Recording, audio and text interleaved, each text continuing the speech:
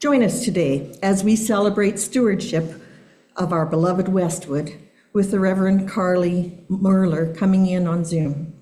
Reverend Carly will explore joy, connection, meaning, and healing as we answer the call of love in our lives and our shared life as a congregation. And please, you may have noticed that we have some table settings set up. That's so that you can stay afterwards for a special community luncheon with guests from the Unprepared music group who will be performing later this afternoon. And you're invited to stay for their music as well, should you so wish.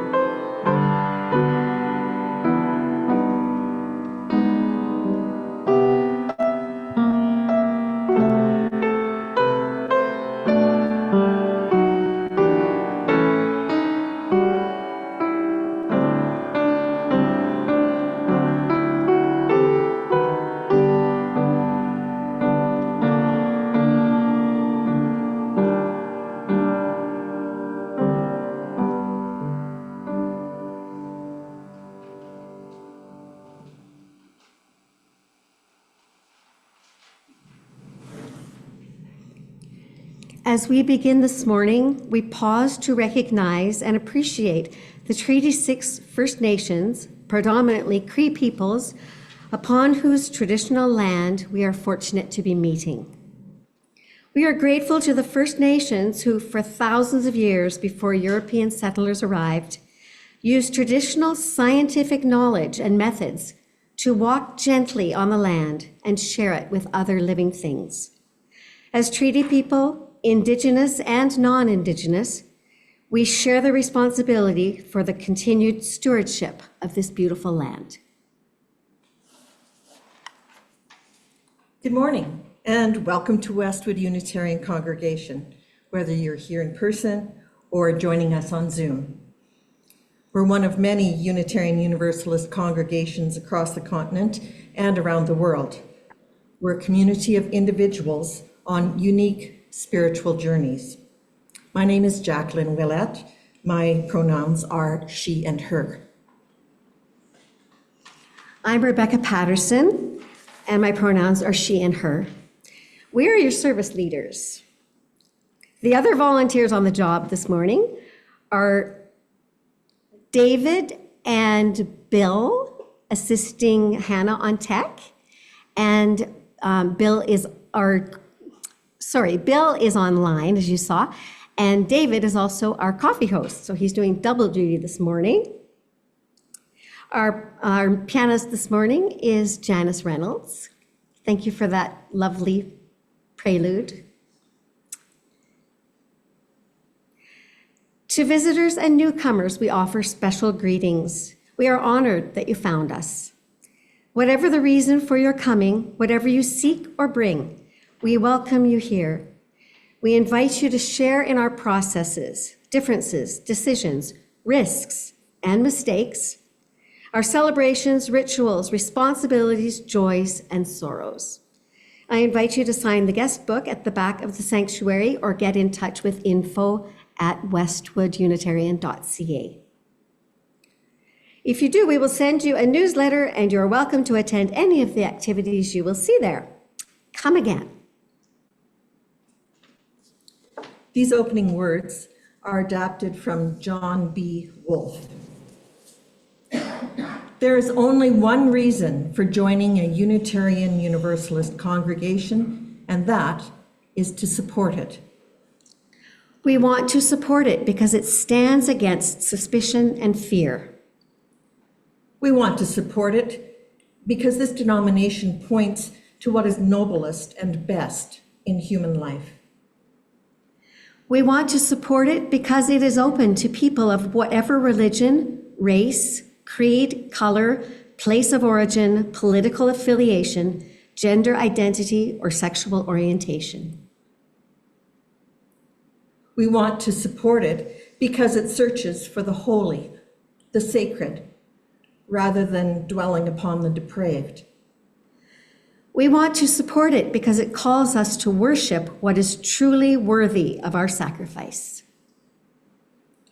We want to support it because it calls no one a sinner, yet knows how deep is the struggle in each person and how great is the hunger for what is good.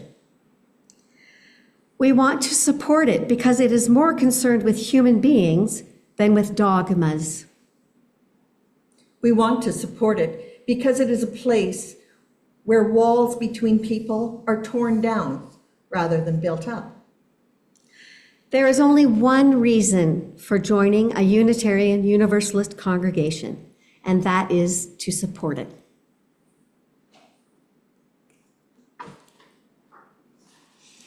Our chalice lighting words are by Anastasia Birash. Love begets love, and it is love that lights our chalice.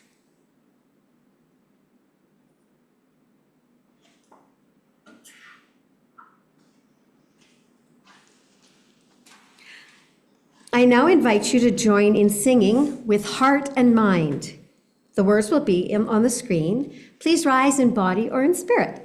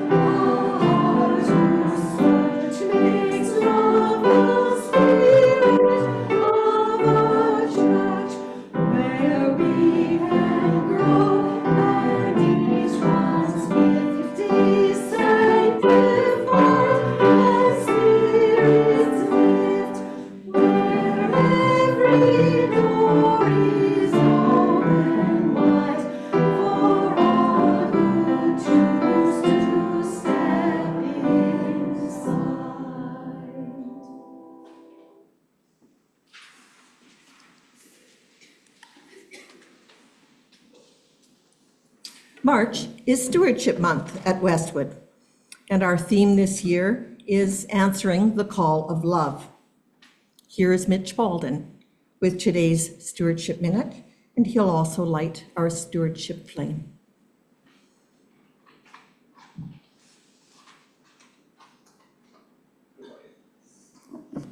Good morning.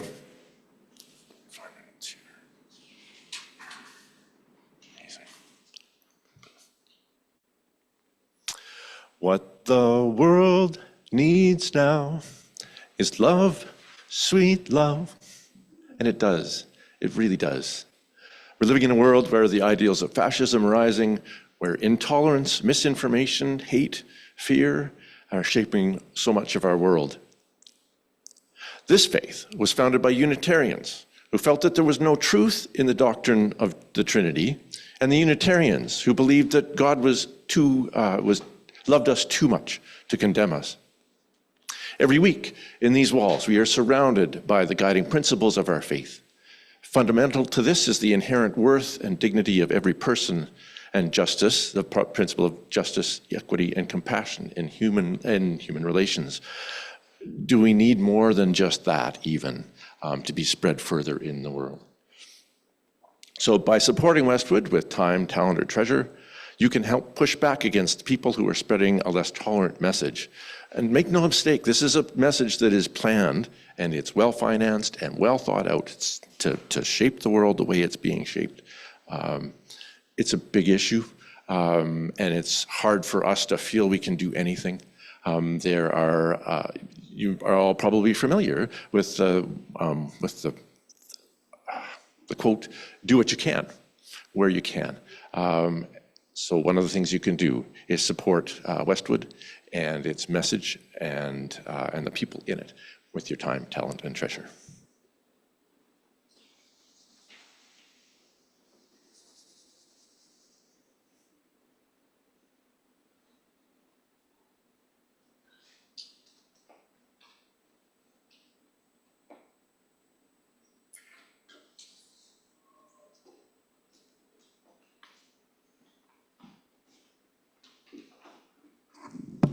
Thank you so much, Mitch.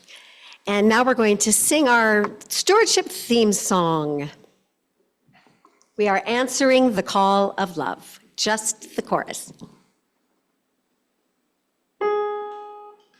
We are answering the call of love.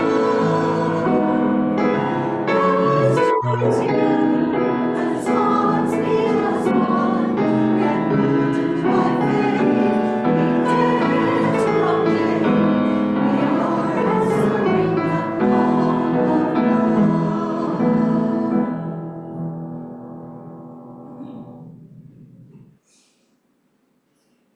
At this time in our service, we pause to reflect on our week. We recall the milestones, the joys, the concerns and sorrows, the changes in our lives. Those who need our healing thoughts. Community is deepened by sharing with each other what is in our hearts. I invite you now to light candles of concern or celebration. And Zoom friends, please let us know with a hand if you would like us to light a candle for you. You may light the candle in silence, or you can explain it.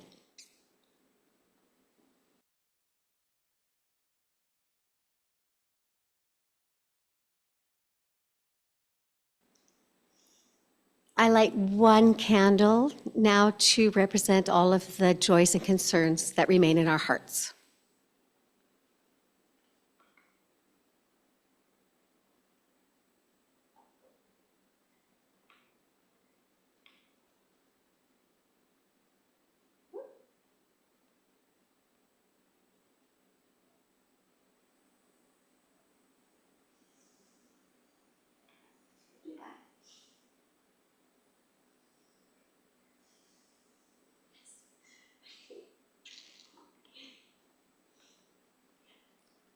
Please join me in the affirmation.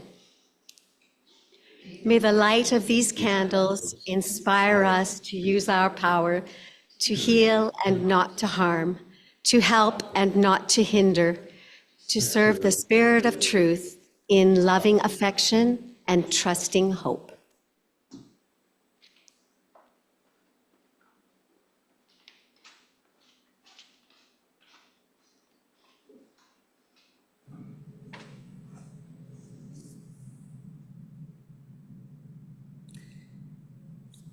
So it's offertory time. and I'm your treasurer.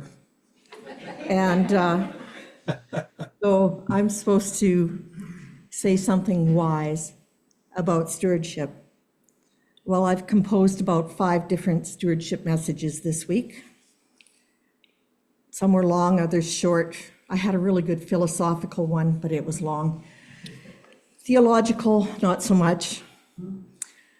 Well, I think what it all really boils down to is this. If you attend any Westwood events, it's not because it's hurting you. You come here because of some benefit that you derive from doing so. Have you ever thought about what expenses are involved in providing the benefits you derive from Westwood?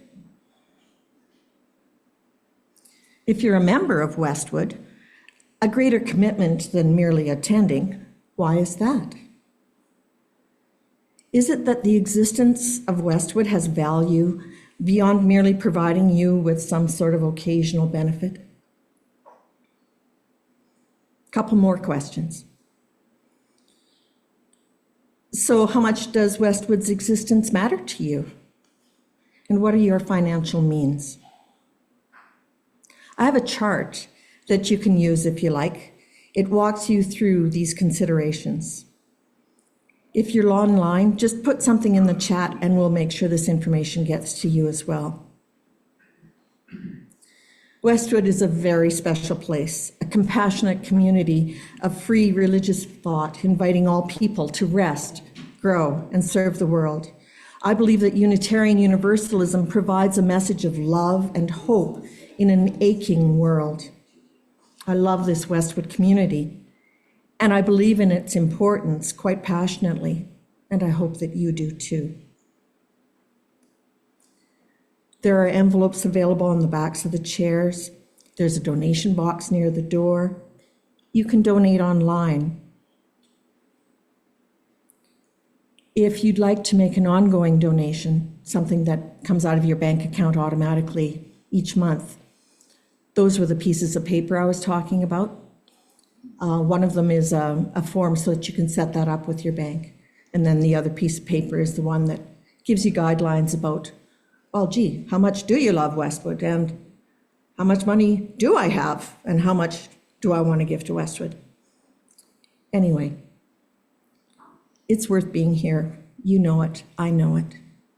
Let's keep Westwood growing. Thank you.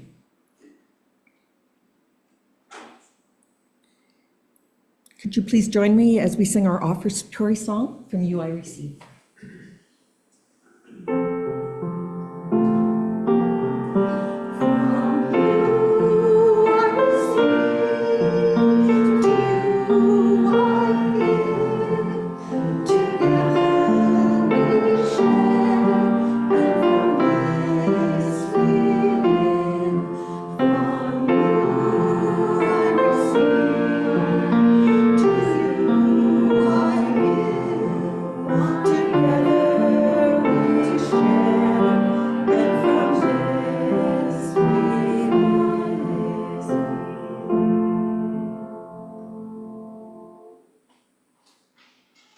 And a little more singing. Please rise in body or spirit to join us in singing our next song, When I Am Frightened. And the words will magically appear on the screen. Ta-da!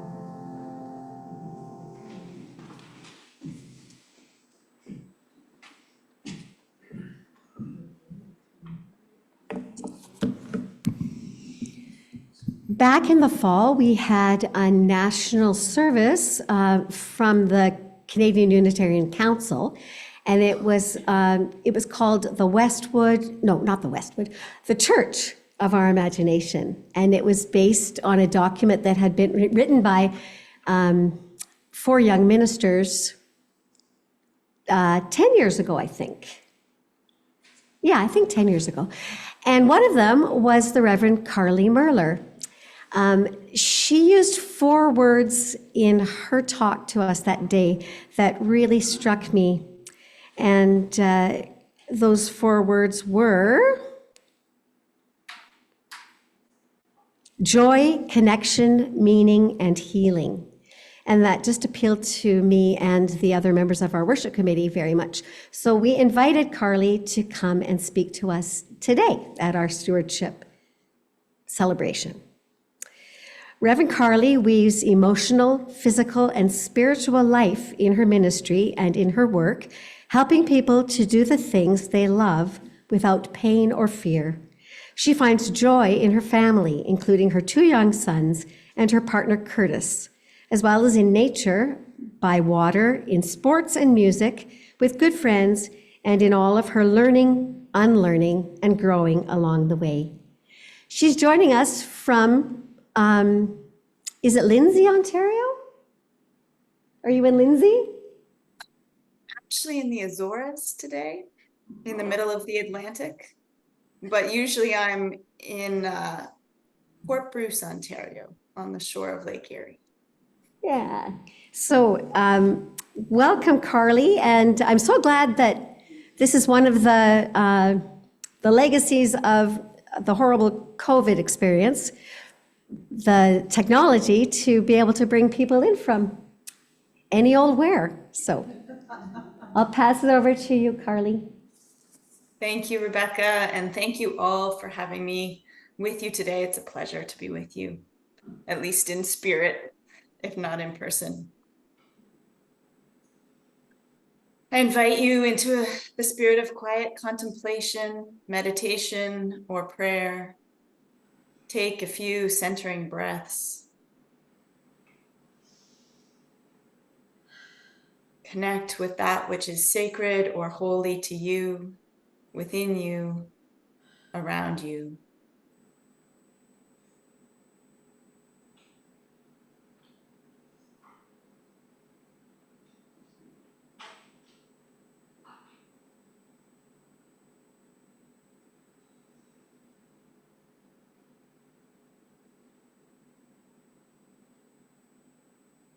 Following is a poem entitled The Invitation by Araya, a social worker, poet, and spiritual guide who lives in Toronto.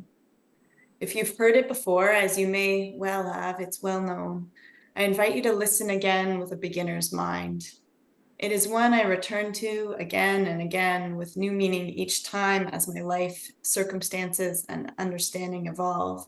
And it was actually this poem that made me rewrite my bio into the one you just heard, with a less of a focus on where I have studied and more of a focus on where my passion lies. You'll understand why. Here are her words. It doesn't interest me what you do for a living.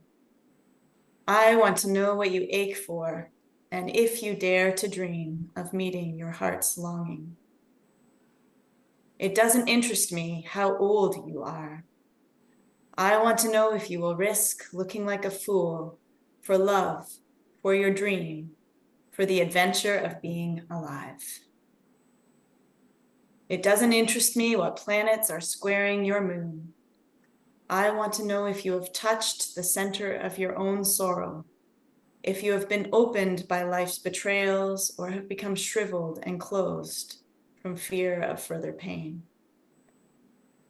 I want to know if you can sit with pain, mine or your own, without moving to hide it or fade it or fix it. I want to know if you can be with joy, mine or your own, and if you can dance with wildness and let the ecstasy fill you to the tips of your fingers and toes, without cautioning us to be careful, to be realistic, to remember the limitations of being human. It doesn't interest me if the story you are telling me is true. I want to know if you can disappoint another to be true to yourself. If you can bear the accusation of betrayal and not betray your own soul. If you can be faithless and therefore trustworthy. I want to know if you can see beauty even when it is not pretty every day, and if you can source your own life from its presence. I want to know if you can live with failure, yours and mine, and still stand at the edge of the lake and shout to the silver of the full moon, yes. It doesn't interest me to know where you live or how much money you have. I want to know if you can get up after the night of grief and despair, weary and bruised to the bone, and do what needs to be done to feed the children. It doesn't interest me who you know or how you came to be here.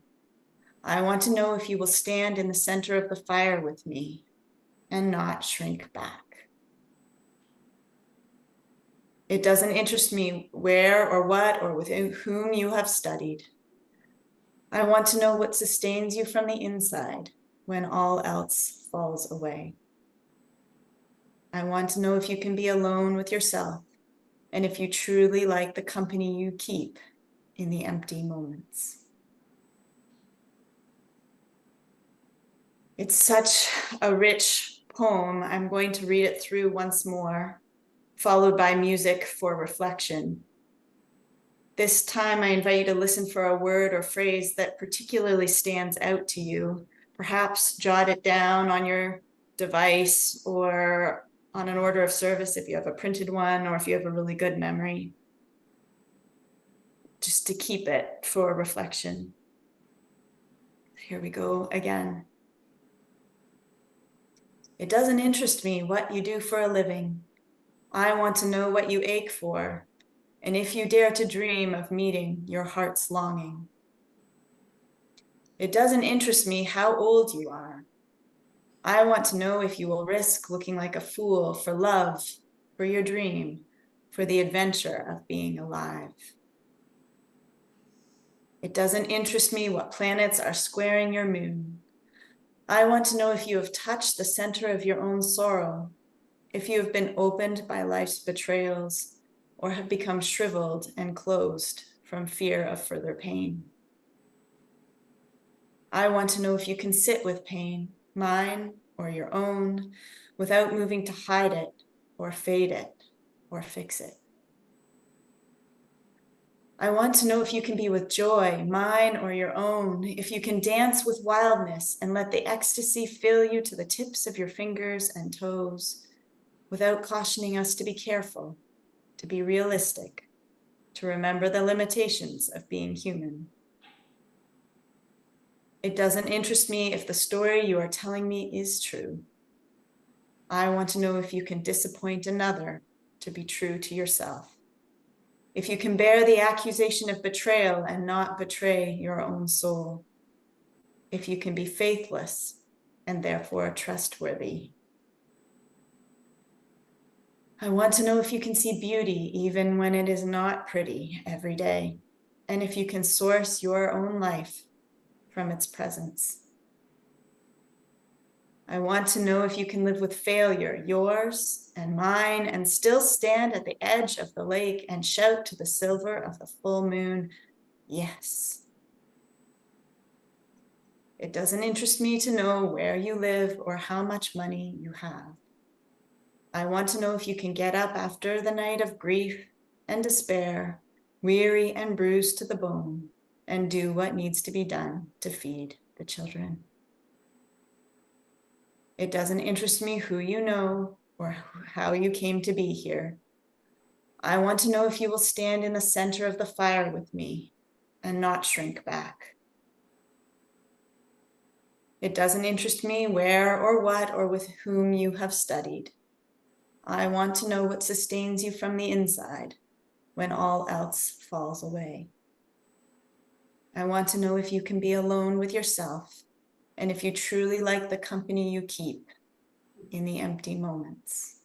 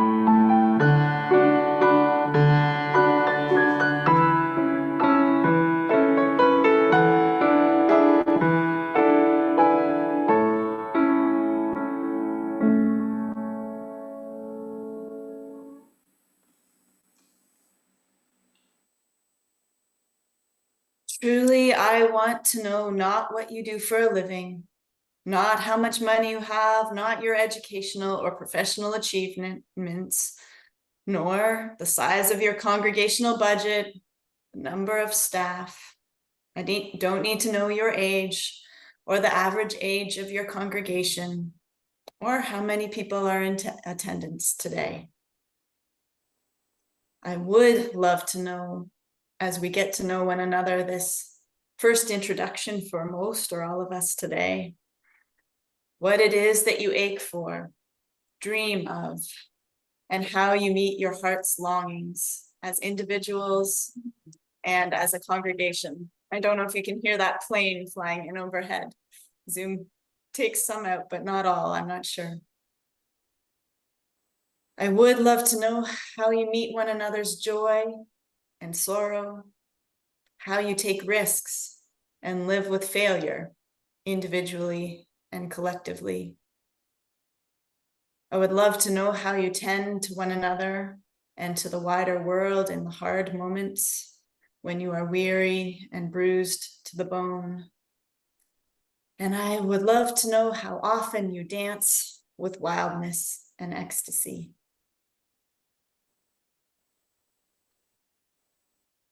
A wise woman once told me she no longer asked new acquaintances what they do for a living. She inquired instead, what are you passionate about in your life right now? I've tried it, and sometimes people don't know at first what to say. It's not an expected question, but it often, after a moment, yields beautiful, robust responses. Oprah Winfrey shares a story from a Jewish friend. A man asks his rabbi, why does God write the law on our hearts? Why not in our hearts? It's the inside of my heart that needs God. And the rabbi answered, God never forces anything into a human heart. God writes the word on our hearts so that when our hearts break, God falls in. She concludes, whatever you hold sacred, you'll find that an unguarded, broken heart is the ideal instrument for absorbing it.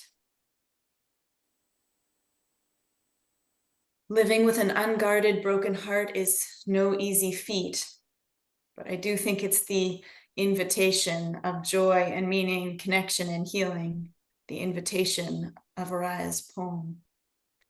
It's much easier to ignore the cracks in our hearts or crazy glue them together, however feebly, or put up one or even many guards at our heart's door, or to pretend it's whole, regardless of how broken it feels, to be fine, or even cheerful and positive, rewarded qualities among us. But it is the unguarded, broken heart that invites grief as a familiar, if not always comfortable, companion in this world. And it is an unguarded, broken heart that has room enough for joy. Not just enjoyment or fun or even happiness, but that sun breaking through the clouds, exquisite heart song that is true joy. I recently spoke on the topic of grace, which to me is deeply intertwined with joy, meaning, connection, and healing. And someone asked me for my definition, which I had not shared in the whole sermon. I fumbled through an awkward answer.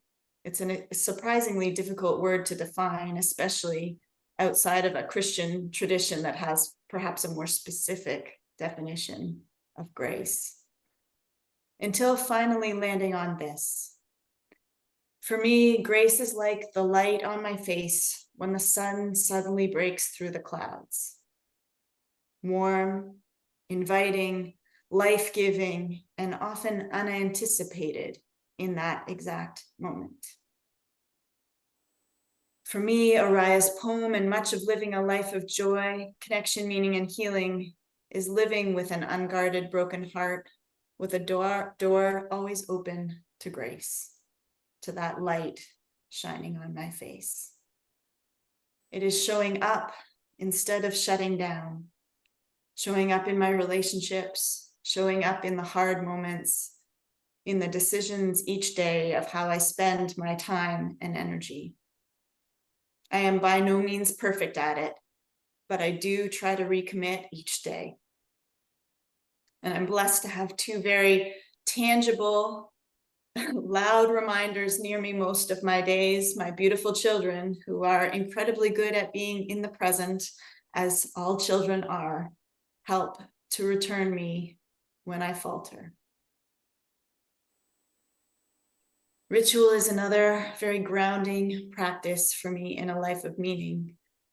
One favorite ritual evolved within the Canadian Unitarian Universalist community at natural conferences, a sing-along. The first started spontaneously after a closing ceremony that included several thematically perfect but musically challenging songs. You know the ones that have great lyrics, perhaps would have been a great reading but sound like a dirge, or where everyone mumbles along without really grasping the tune and it doesn't sound musical at all. Feeling unsatisfied after the service, a few of us asked the talented musician to play a few favorites. Others quickly joined in, circling the piano, and a long session of singing and dancing ensued until we were literally kicked out of the building at closing. It became an annual ritual, one that started out as mostly fun and quickly developed deeper meaning. For several years, and perhaps still, I haven't been in a few years, the final song was Down to the River to Pray. As I went down to the river to pray, studying about that good old way, and who shall wear the starry crown, good Lord, show me the way. Oh, siblings, let's go down, come on down. Oh, siblings, let's go down to the river to pray. In a circle of friends and some strangers to each of us, we sang the song and evolved the who was invited down to pray with different verses over and over. Seekers, hurting, worried, healers, grieving, sisters, brothers, lovers, whatever touched each of us as needed that year. The requestee of each verse would enter the circle to be blessed with the laying on of hands by everyone else in the circle, some touching that central person and everyone else piling on, like at an ordination if you've been to one. In 2018, I was 7 months pregnant with our first child, and my husband Curtis and I entered the circle together as loving hands embraced us and our babe, yet unknown and unnamed. We wept, tears falling down our faces as people sang, "Oh, baby, let's go down, down to the river to pray." And then a second verse, "Oh, parents," and a third, "Oh, family." Later that same year, joyful as a new parent, but on a healing journey after what turned out to be a difficult birth with a son, far away from the home birth I had hoped for, I shared my struggles at a collegial gathering. That was in the morning. Later that night, Curtis and I spent some time in our room with our baby, just a few months old. Once he was asleep, we returned to the circle of colleagues with him in arms. Unbeknownst to us, they were ready to greet us, candles lit in a dark room, and singing "Down to the River to Pray," as Curtis and I were circled once again with hands of healing and blessing laid upon us in witness of the intermingling of our joy and grief.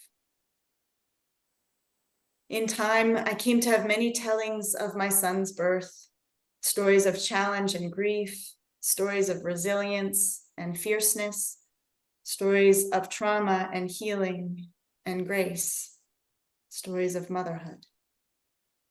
But all versions of the story include that moment of healing among beloved colleagues and friends, as well as that earlier one in the circle at the conference.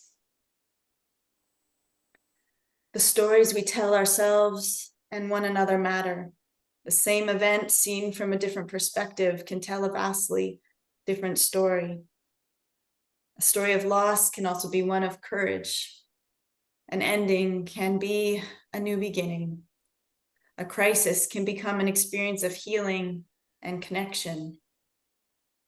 Curtis was brilliant at this in late night wakenings that lasted for months with our older son, who at 1.5 or so would sit up and say, "Aki, Aki," around 1 a.m. most nights. I would stay sleeping and they would get up and play hockey for an hour before coming back to bed. Rather than resentful, Curtis found himself grateful for that late night hour, for the moments of connection and relationship with our little guy, for the health that they both shared. I have been blessed in my life by many great experiences and teachers of love and meaning, connection and healing that lift up perspectives beyond my own. One such place of many experiences was my work in a community center for people living in poverty called Welcome in Hamilton, Ontario, in the North End, where most people lived in poverty. One of my teachers there was a woman I'll call Mary. I have many stories of Mary. She was one of a kind. I've never met anyone even remotely like her. She was often a joy to be around and sometimes a challenge, always honest and blunt. I learned a little bit how to be more honest and straightforward with her.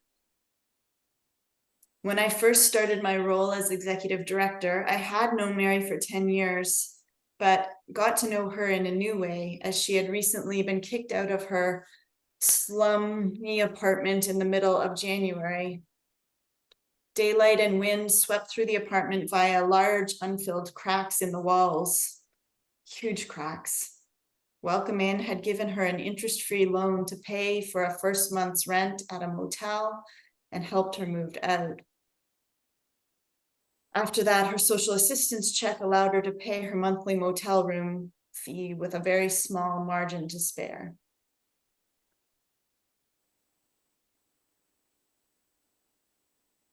As a generous sponsor of cats, she housed 37 with her in that apartment, using her bathtub as a litter box, which had provoked the eviction. And because of the cats, she was denied her application to city geared to income housing. And I went with her to her appeal hearing as an advocate. At the hearing, normally assertive and talkative Mary was anxious and quiet and went back to a very old, rare habit of putting her fist in her mouth and rocking. The city staff explained why her housing application was denied, and it was clear they didn't trust she would abide by the 2-pet rule in their residence. In the end, the city agreed to offer her geared to income housing after I said that Welcome Inn would check in regularly with Mary and her pets. Even though she was on the emergency list, it took several months for one to come available. It was near summer. A couple of weeks after she moved in, Mary came to my office with a $100 bill in hand. She gave me the $100 as a donation, saying she really appreciated all the help she's gotten from Welcome Inn over the years, and she knows we always need money, which was true. Fundraising for the center was my responsibility as executive director. It was always stressful on a shoestring budget, and her donation was one of the larger ones that month, and so very appreciated. This time, however, I was worried and asked if she was sure she could afford it. She smiled her huge smile and said that her new low rent meant she had extra money now. It was a transformative moment for me in my understanding of generosity and ideas of enough, knowing that her idea of extra money is very different from my own. Soon after, I was at a gathering of Canadian Unitarian ministers, and a collection was taken for a Unitarian group in the Philippines who were close to their fundraising goal to build a new school. We were asked by a colleague to give a loonie or toonie or whatever we could. I had been feeling financially stressed that week, in part for paying for the retreat when I had no professional expenses and had just replaced my furnace. I opened up my change pocket to give a small amount and caught myself with a thought of Mary. I opened the bill part of my purse and saw 2 20s, thinking I would give one, and then again thinking of Mary, both. And then I considered my income and Mary's and decided to match her donation and give 100. It was an amount that stretched me in that moment. And I knew, even as I gave, that I was matching her donation in dollars only. Her generosity, proportional to income, far exceeded mine. It was and continues to be a humbling realization for me. Mary's generosity, her ability to live in the ebb and flow of mutual living and giving, her trust in and commitment to her community. She trusted she would be taken care of if she gave her extra, her more than enough.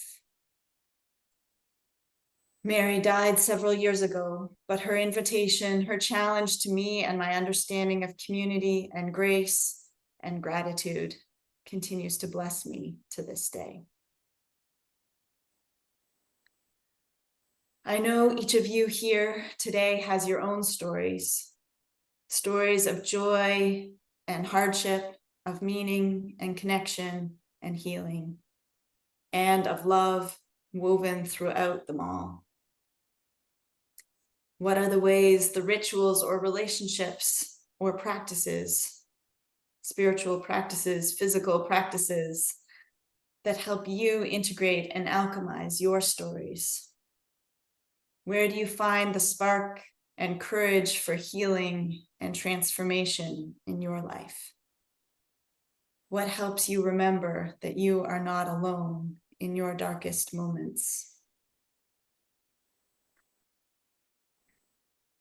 I cannot hear all of your stories today or lay hands on you through the screen, but in the spirit of living with unguarded and yet broken hearts, I hope this final short story of wisdom from Rabbi Simcha Bunim will serve as a blessing for your lives as it has for mine. The rabbi went about his living each day with a slip of paper in each of his pockets. In his right hand pocket, the piece of paper read, "For my sake was this world created. I am one with God." In his left hand pocket, the slip of paper read, "I am but a speck of dust, existing for but a moment in time." As he went about his life, he would reach into one pocket or the other whenever he needed a reminder.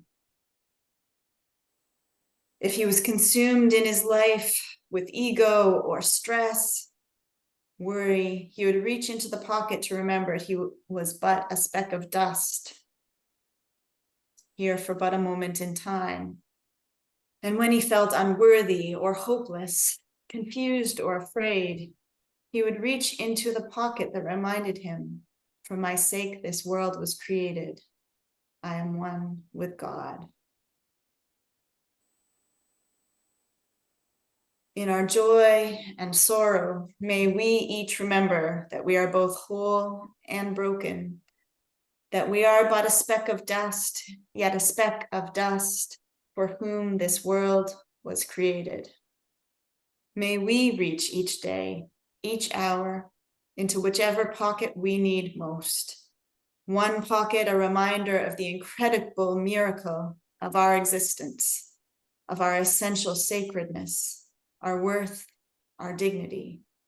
The other, a reminder that we are but one tiny part of the interdependent web of all existence, in the vastness of time and space and life, and that our concerns, our worries, angst, and fears loom larger in our own lives in a given moment than in the great arc of the universe or the scale of Earth time. We all need both pockets from time to time to reclaim our balance. Kenneth Collier says, "The song once sung cannot be unsung. The life once lived cannot be unlived. And the love once loved cannot be unloved. Oh, specks of dust, your lives are sacred. Your heart, your love is a gift. May the many strands of our love and our stories continue to weave together into an ever more beautiful tapestry that blesses us all.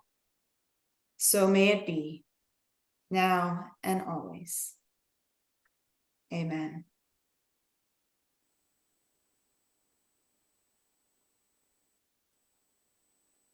Rebecca asked me to bring a question for reflection and discussion with your neighbor. And so my question for you today, with a potential follow-up, so the question is, which pocket would you reach into today for yourself and perhaps for Westwood, and why?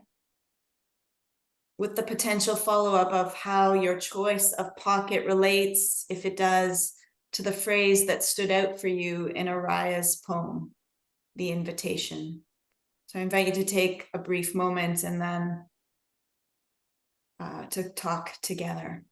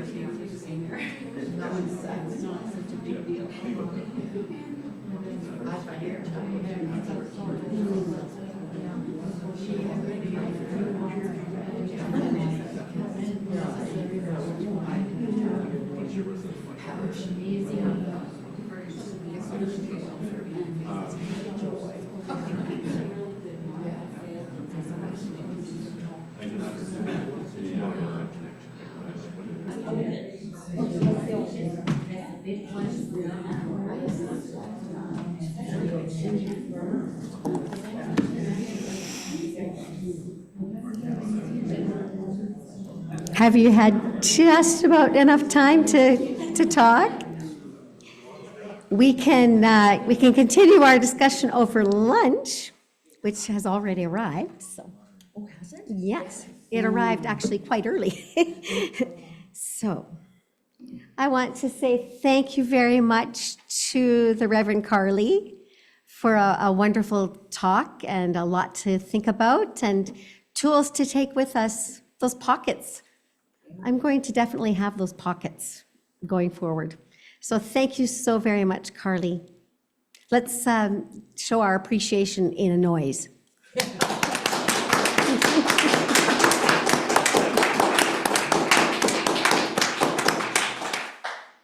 Thank you all. That's lovely. So we have sung the chorus of Answering the Call of Love how many times this month? We're going to sing the whole song now.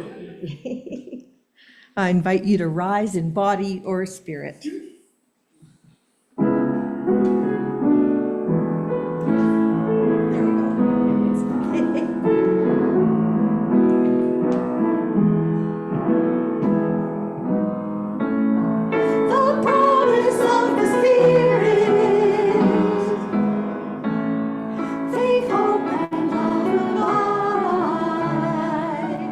And so every soul is blessed and made whole.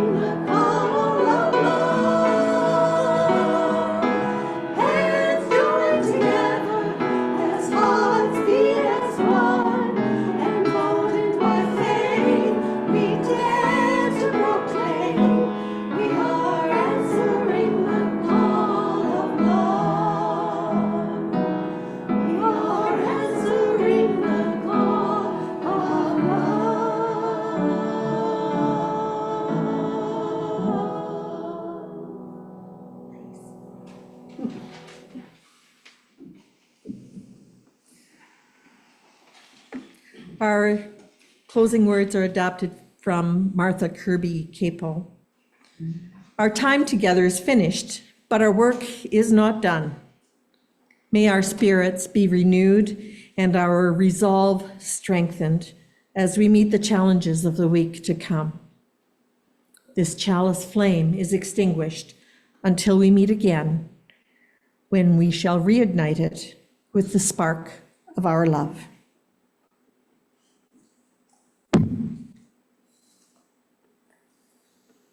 Go ahead.